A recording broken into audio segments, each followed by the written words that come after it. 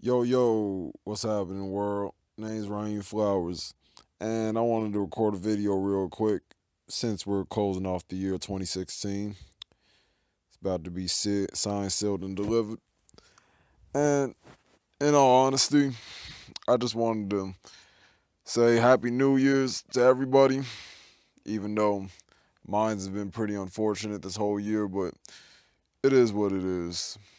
Anywho, I wanted to talk about something. I wanted to talk about a few things, but the primary one would have to be death. Seeing all these public figures being dead and gone now, whether we talk about Tupac's mother, Muhammad Ali, David Bowie, Gene Wilder, Ricky Harris, Dr. Sebi, Frank Sinatra Jr. It's just a plethora of celebrities slash public figures who run away, whether they filled us with joy or whether we found them to be controversial or contrarians and overall pricks. No matter how you view them, they had an impact on the world in some sort of way, direct or indirectly. Now, when I look at this, I personally feel like this is like some genesis, seeing that we're about to close up this decade in general. 2016 going on 17.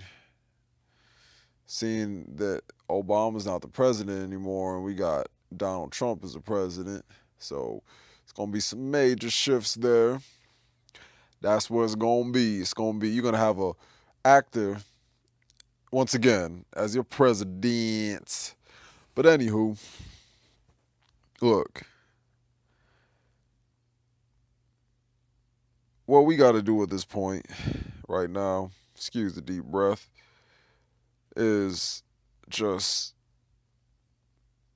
make sure that we do us and we control what's in within our we control what's our actions within the environment.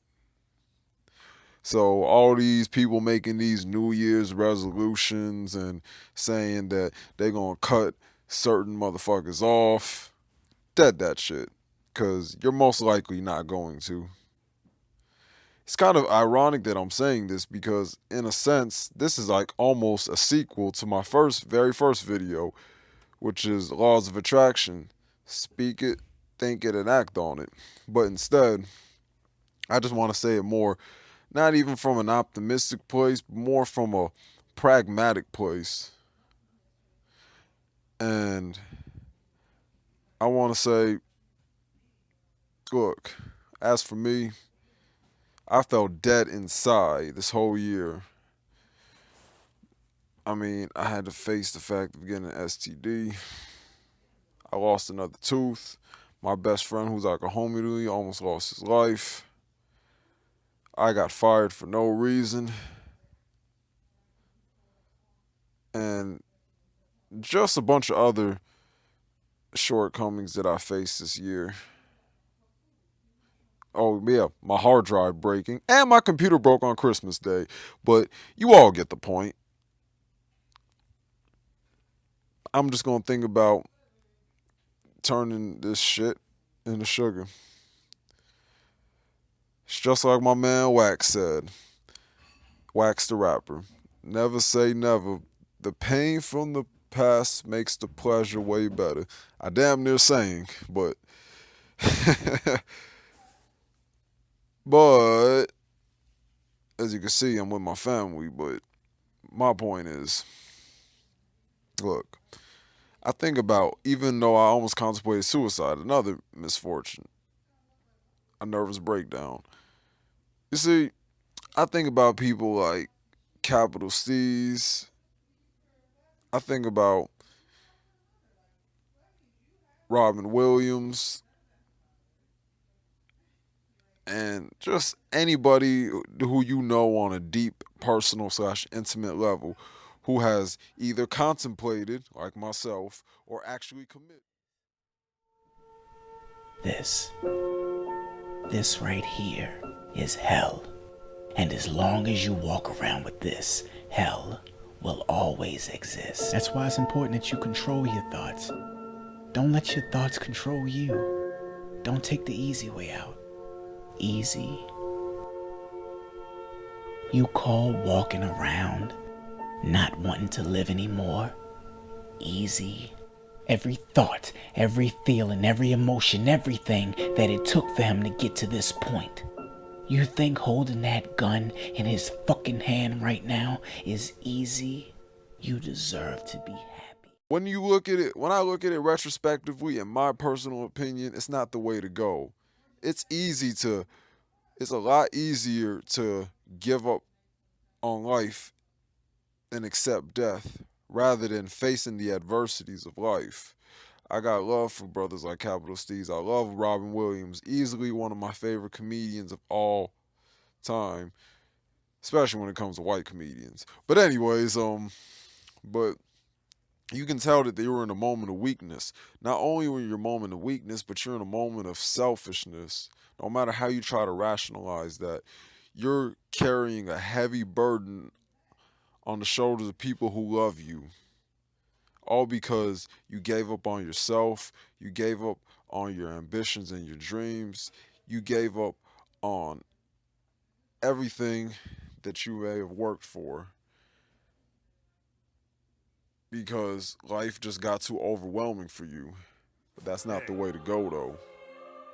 When do you think a person dies? When a bullet from a pistol pierces his heart? No. When he's attacked by an incurable disease? No.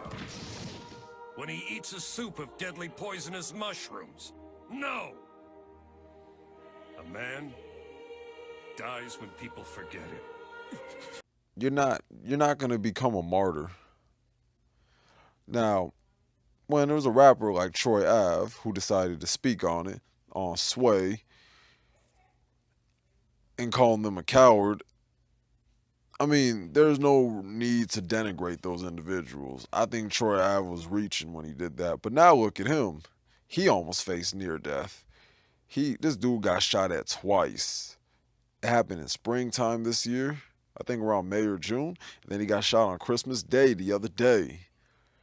So I don't really think Troy Ave should talk because he was on the brink of reaching death because of his own actions. Just like how Capital Steez, Robin Williams, and many others committed suicide. But in a way, you're kind of committing suicide in a sense too, because you're throwing your life away because you want to live a certain lifestyle. You want to be about that life. I understand that some people were embellished and some people just had that upbringing, but then there's some people who just walk to that life because it seemed appealing. You'd rather revel because you think it gives you some sense of power. Come on now, let's not front. Like, that's not what it is. Uh-huh. And this goes beyond that dude, Troy Ave. I ain't got nothing against the guy. I'm not saying I want him shot. I don't ever want to see another person, especially another black man, get shot. Even if his own plight is self-inflicted. But anywho, I look at it like this. If you want to make changes in your life and you want to mean something to the world, go out with a bang. Go out with a bang like those people I just named. Because those people were ready to make changes or already made changes in people's lives. Don't be one of those people who just felt sorry for themselves like me. Don't be one of those people. Hell no. It's not the way to go. I was sounding like one of them golf kids in South Park.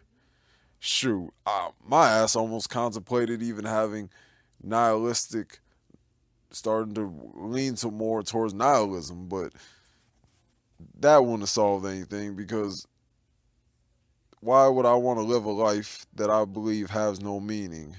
To me, you're already giving up on life if you have that thought process. Maybe somebody could prove me wrong, but that's how I look at nihilism. Life has no meaning, so you just do anything. It's like it's almost like you're on autopilot.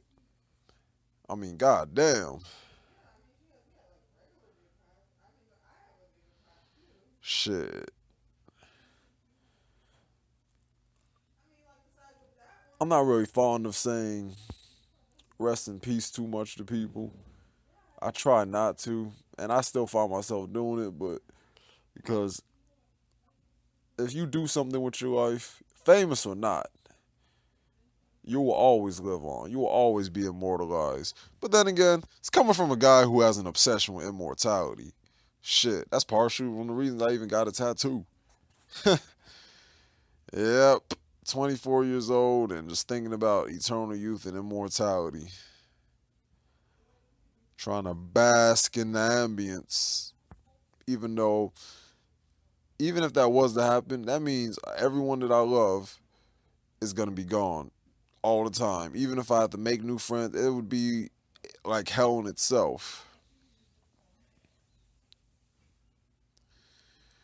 I mean, because as humans, we all interact. Introverted, extroverted, ambiverted, don't matter. And reality is,